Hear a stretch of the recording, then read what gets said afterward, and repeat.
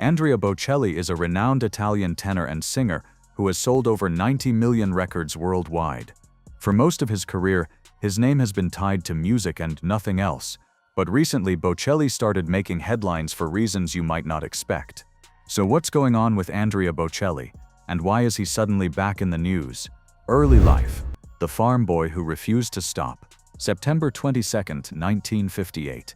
Alessandro and Edie Bocelli welcomed a son into the world, but doctors had already warned them not to carry the pregnancy to term. The baby arrived with congenital glaucoma, a condition that stole his sight from the moment he opened his eyes. His mother refused to listen to the medical advice, and years later Andrea would point to that decision as the reason he opposed abortion so strongly, not as a political stance but as something deeply personal that shaped who he became. Lajatico sits about 40 kilometers south of Pisa, in the Tuscan countryside, and that's where the Bocelli family ran their farm, sold machinery, and made wine.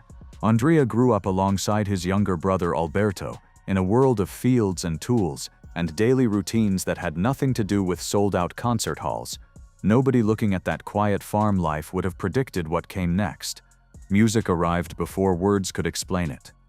His mother remembered that nothing else could calm him the way music did, and by age 6, he'd started piano lessons that quickly expanded into something nobody expected. The flute came next, then saxophone, trumpet, trombone, guitar, and drums followed in rapid succession, not as hobbies, but as the language through which he understood everything around him. Oriana, his nanny, gave him a record by Franco Corelli that stopped him cold when he heard it. That single moment planted the idea of becoming a tenor so deep in his mind that by age 7 he could recognize famous voices and imitate the great singers with a precision that seemed impossible for a child. Tone and phrasing became second nature as he listened and memorized everything. Age 12 brought the accident that changed everything again. A football struck him in the eye during a game, and what happened next sounds almost medieval now. Doctors attempting to save his vision using leeches in a last desperate effort that ultimately failed.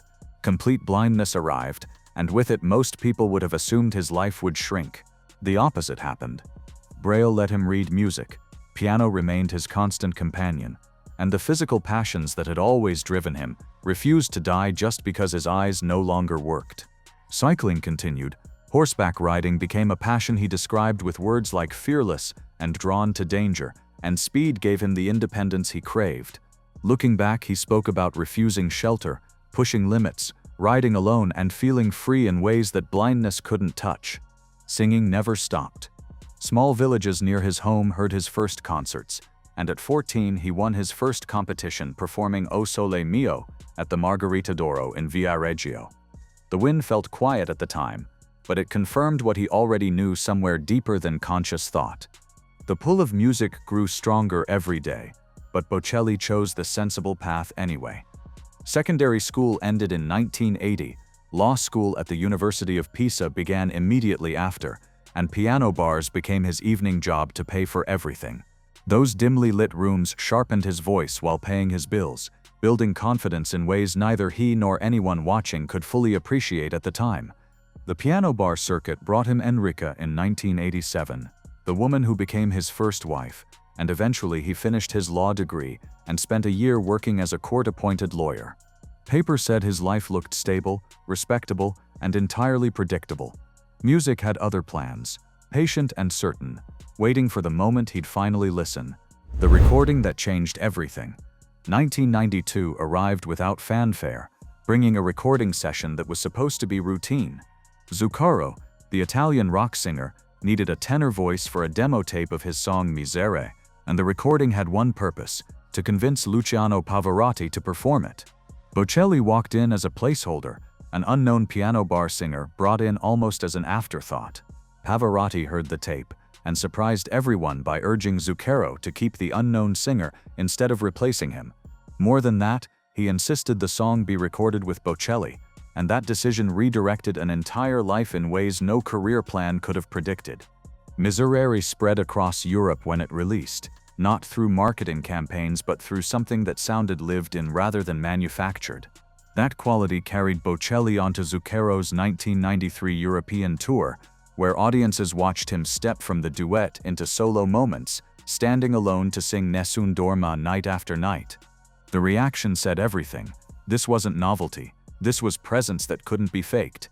Caterina Caselli heard him sing at Zucchero's birthday party, an informal setting that created an impact nobody could ignore. Sugar Music in Milan signed him shortly after, anchoring what came next. December found him competing at the San Remo Music Festival in the newcomers category, where he performed Miserere and walked away with the highest scores ever recorded in that section. Days later, he stepped onto a completely different stage, making his classical debut at Teatro Romolo Valli in Reggio Emilia, as if he'd always belonged there. The shift between worlds happened seamlessly, rising through two worlds at once. Early 1994 brought Bocelli back to San Remo for the main competition, where Il Mare Calmo della Sera won him another record-setting victory. That song became the foundation of his debut album released in April, climbing into the Italian top 10 within weeks and hitting platinum status, while success that felt rushed somehow managed to feel natural instead. Tours with pop singer Gerardina Trovato widened his audience without asking him to compromise anything. September put him beside Pavarotti at the annual charity concert in Modena, singing Mattinata and sharing a duet with the man who first believed in him. Opera came next with his debut as Macduff in Verdi's Macbeth at Teatro Verdi in Pisa, and something shifted internally around this time. Faith had been absent for years, but Bocelli found himself drawn back to Catholicism through the writings of Leo Tolstoy, which offered clarity rather than easy answers. Performing Adeste Fideles at St. Peter's Basilica before Pope John Paul II reflected where he stood, without needing to be framed as any kind of statement. 1995 brought him back to San Remo with Conte Partido, and he finished fourth with no trophy and no headlines. The song refused to fade anyway, traveling beyond the festival, beyond Italy, into places nobody predicted. His second album that year included it, and Belgium watched it become the best-selling single in the country's entire history. Viaggio Italiano arrived in 1996, leaning fully into his classical roots, and that's when chance intervened again. English soprano Sarah Brightman heard Conte Partiro playing in a restaurant and sought him out. Together they reimagined it as Time to Say Goodbye, recording with the London Symphony Orchestra for boxer Henry Mask's Farewell. What followed broke every expectation. German charts put the song at #1, where it stayed for 14 weeks. Sales climbed into the millions, and the record expanded Bocelli's reach beyond any single genre or market. He'd become a global voice rather than just an Italian singer with crossover appeal. Building a career without chasing trends. Vivo per lei got recorded in multiple languages, adapting naturally instead of forcing himself to fit trends. France watched Je vis pour elle with Hélène Ségara climb to #1, and each collaboration felt chosen for connection rather than exposure. 1997 brought extensive European performances, including open-air concerts across Germany. Pisa got a concert at Piazza dei Cavalieri that became A Night in Tuscany when it aired on PBS, introducing American television audiences to his world without selling him as spectacle. Recognition arrived quietly, folded into a schedule already demanding everything he had. Italy heard him sing at the International Eucharistic Congress in Bologna and at a Vatican City benefit focused on world hunger, performances that carried weight because of what they stood for rather than who attended. Playing Rodolfo in La Bohème came in 1998, treated as what it was rather than framed as crossover experiment. A singer taking on one of opera's most demanding roles with seriousness and restraint. His album Aria followed, reinforcing that commitment. April 19, 1998, brought his United States concert debut at the Kennedy Center in Washington, and the next day he appeared at the White House. Global awards arrived, opera roles continued, and pop collaborations kept happening, with Bocelli never apologizing for either side of his career or explaining why both mattered equally. The early 2000s mixed personal loss with public recognition as tours circled the globe. Sacred music-filled recording studios and works demanding patience and focus kept pulling him back. His father's death in early 2000 led to performances dedicated to his memory, including the Statue of Liberty concerts on July 5 and 6 that felt deeply personal despite their massive scale. Consistency marked the years that followed. Opera houses and stadiums both welcomed him without requiring explanations or apologies. Full opera recordings kept coming. Returns to Verdi happened repeatedly, and collaborations across genres continued. His voice matured, his choices narrowed, and proving range mattered less than exploring depth. Global moments began featuring him more as a presence than as someone chasing relevance. International ceremonies invited him, familiar stages welcomed him back, and his children slowly entered his musical life through collaborations that felt organic rather than branded. April 12, 2020. Italy had locked down, churches had closed, and streets sat empty when Easter Sunday arrived. Milan's cathedral held no congregation as Bocelli stood alone and sang. No applause followed the final note because no audience filled the pews, but millions watched from home as the performance resonated not through polish, but through reflecting the moment exactly as it was.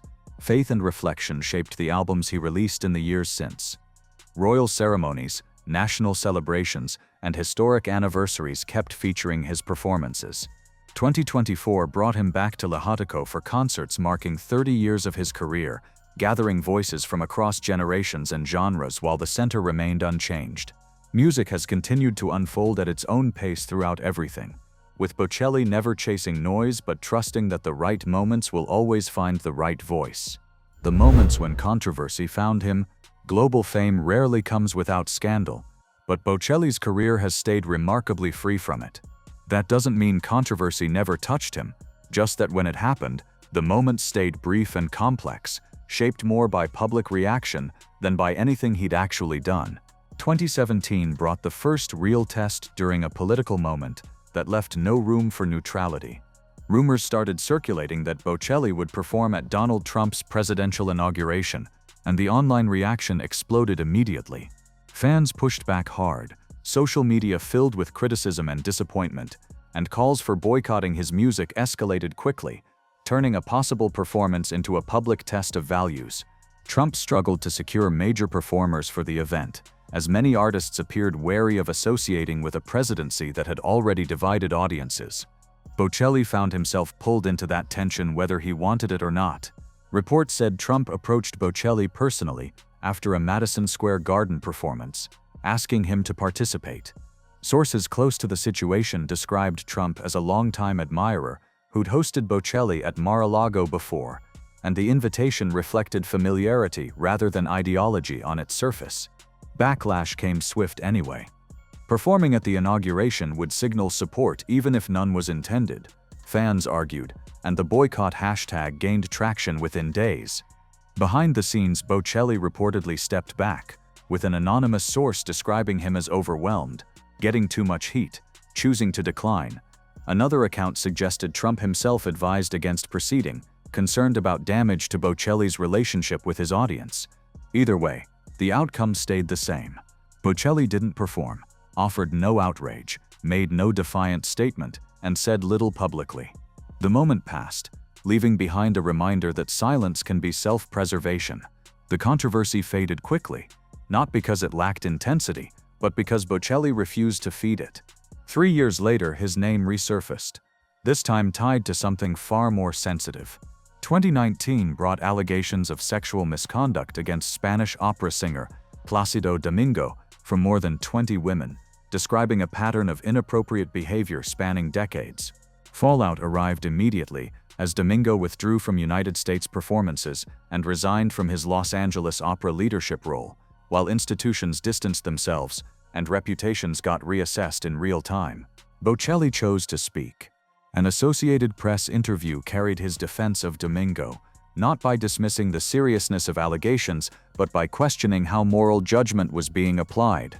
Through a translator, he expressed shock at what had happened to a fellow artist he admired deeply, and the situation made him uneasy not only for Domingo, but for himself and others in the field.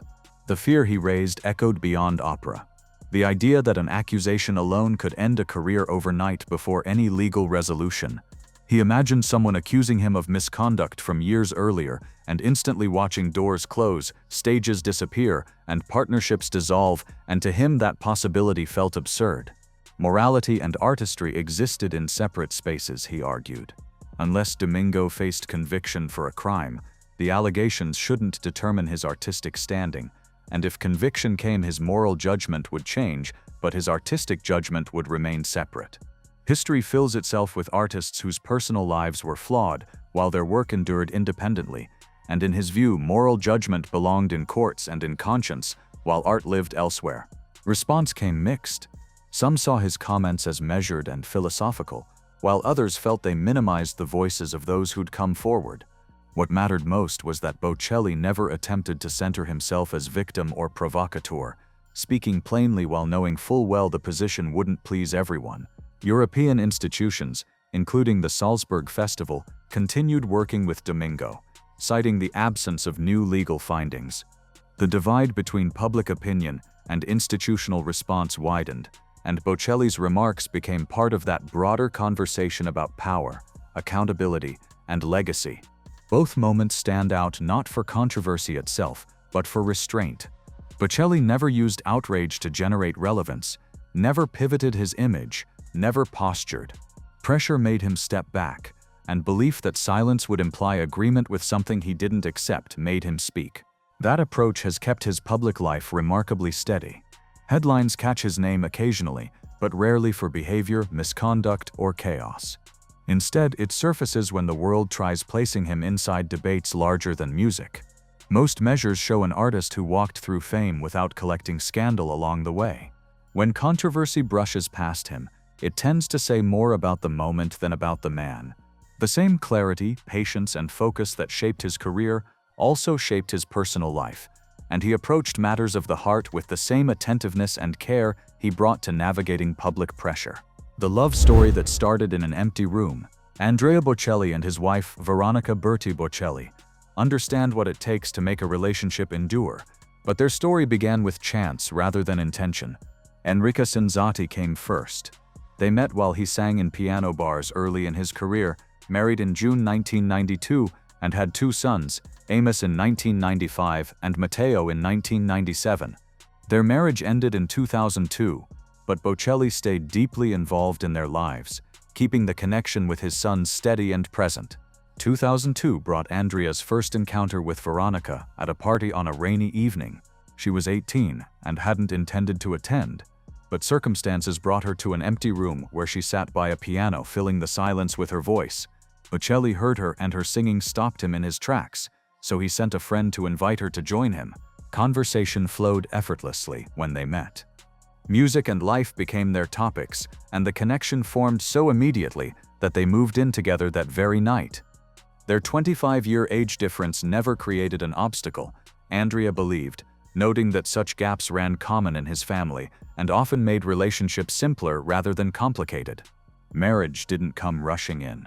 More than a decade of building their life together passed before formalizing their union in 2014, and Veronica reflected on how strange being married felt after so many years of calling each other companions, a word that now seemed ordinary while wife carried permanence and significance. 2012 deepened their relationship further with Virginia's birth. Music surrounded her from the start, performing alongside her father and older brother Matteo on the holiday album A Family Christmas became natural for her. Virginia credited her father with teaching her how to use her voice, an influence that shaped her early musical development, and Andrea described her singing as angelic while the family shared moments of music together, blending daily life with artistic collaboration.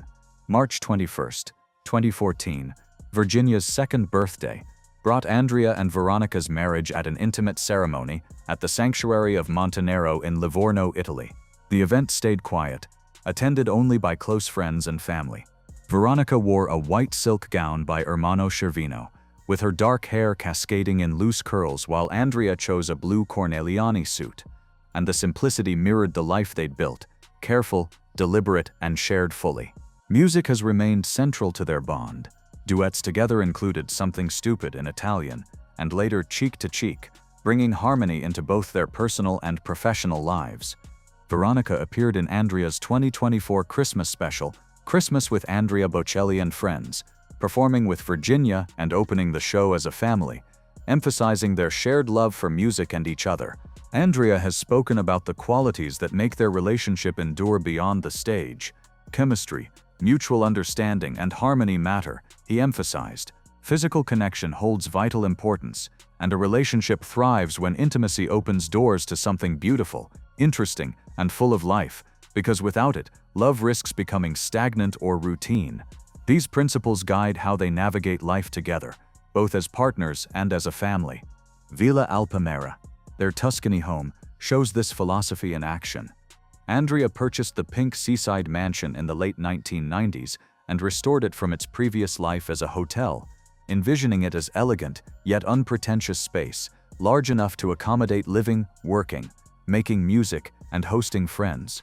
Each floor serves a purpose, from entertaining guests to housing his personal music studio, with the top floor reserved for the family's private quarters. Andrea finds the greatest solace and joy within these walls, believing that the best vacations are spent surrounded by loved ones and close friends. Veronica's role extends beyond partner and mother, managing Andrea's career, serving as vice chair of the Andrea Bocelli Foundation, and producing his live specials and documentaries including The Journey, all fall under her responsibilities. She has guided and supported him through performances, tours, and projects, offering both practical and emotional collaboration. 2023 brought the couple sharing their lives with fans in The Journey, a music special from Andrea Bocelli, a film showing them traveling through Italy on horseback. Their journey included stops to perform with artists like Tori Kelly and Torrin Wells, and the concept was born during the COVID-19 pandemic, prompted by Andrea's desire to explore without restriction. Veronica, though not an experienced writer, embraced the challenge. The relationship with Veronica gets defined by shared intention rather than habit, and their connection thrives because both partners actively choose to remain invested in one another, balancing personal freedom with commitment. The family remains tightly knit, with each member contributing to both musical and daily life. Through everything, their bond has stayed steady, guided by mutual trust, shared passion, and a love for music. From a chance encounter in a quiet room to decades of life together, Andrea and Veronica's relationship exemplifies patience, dedication, and love built deliberately. Every choice, from their initial meeting to marriage, children, and creative collaboration, shows a shared understanding of connection, trust, and the joy of building life together. Music, family, and partnership remain at the heart of their world, a testament to a love that has endured, evolved, and flourished over time. Yet even as he cherishes these private moments, Andrea's life continues on the world stage, and the tenor shows no signs of slowing down. Breaking news: Bocelli takes the World Cup stage. Andrea Bocelli is back in the spotlight, and this time it's for one of the biggest stages in sports. December 5, 2025 brought the Italian tenor to headline the final draw for the 2026 FIFA World Cup at the John F. Kennedy Center for the Performing Arts in Washington. Tony Award-winning actress Nicole Scherzinger shared the stage with him alongside global music superstar Robbie Williams and disco icons Village People, while Heidi Klum, Kevin Hart, and Danny Ramirez guided the evening as co-hosts. The event was a natural fit for Bocelli, who has long been a presence at global gatherings. His performance at the Celebrate Africa concert in Johannesburg came just days before the 2010 World Cup final, and his voice, known and loved worldwide, has a way of turning any performance into a moment that feels both intimate and monumental. Music wasn't the only focus. The final draw revealed the group stage matchups for the first ever 48-team World Cup, with the United States as main host and Canada and Mexico as co-hosts. Former England captain Rio Ferdinand conducted the draw alongside award-winning broadcaster Samantha Johnson, while sports icons Tom Brady, Shaquille O'Neal, Wayne Gretzky, and Aaron Judge appeared as draw assistants. Eli Manning hosted the red carpet. Even in a lineup full of global stars, Bocelli's presence brought a unique gravitas that can only come from decades of performing at the world's most prestigious stages. Consistency and artistry built Bocelli's career. 15 studio albums, over 75 million copies sold worldwide, and performances in some of the most iconic venues from the Vatican to Madison Square Garden tell part of the story. His net worth, estimated at $100 million, reflects earnings from albums, tours, opera performances, streaming events, and brand partnerships. What sets him apart isn't numbers, but the way he turns a performance into a shared experience, commanding attention without ever needing to shout. Bocelli's presence at the final draw reminds the world why he remains relevant across generations and genres. From opera stages to global celebrations, his voice carries an unmistakable authority, a calm force that can lift a single moment into something timeless. When he stepped onto the stage at the FIFA World Cup draw, audiences witnessed that rare ability once again, a performance that blended music, sport, and universal human emotion. More than 3 decades have proven that Bocelli's music transcends boundaries. Opera houses and stadiums both welcome him, as he moves seamlessly between classical tradition and contemporary collaboration, never compromising his artistry and never apologizing for his choices. The journey from a small farm in Tuscany to the world's most prestigious stages stands as a testament to talent, determination, and an unwavering belief in the power of music. Personal loss, professional triumphs, public controversies, and quiet family moments have all marked his path. Yet Bocelli has remained consistent throughout. Grace guides how he navigates fame, restraint shapes how he handles controversy, and humility colors how he accepts success. As he continues to perform, to collaborate, and to share his voice with the world, one thing remains clear: Andrea Bocelli is not just a singer, but a living legend whose music will continue to move hearts for generations to come.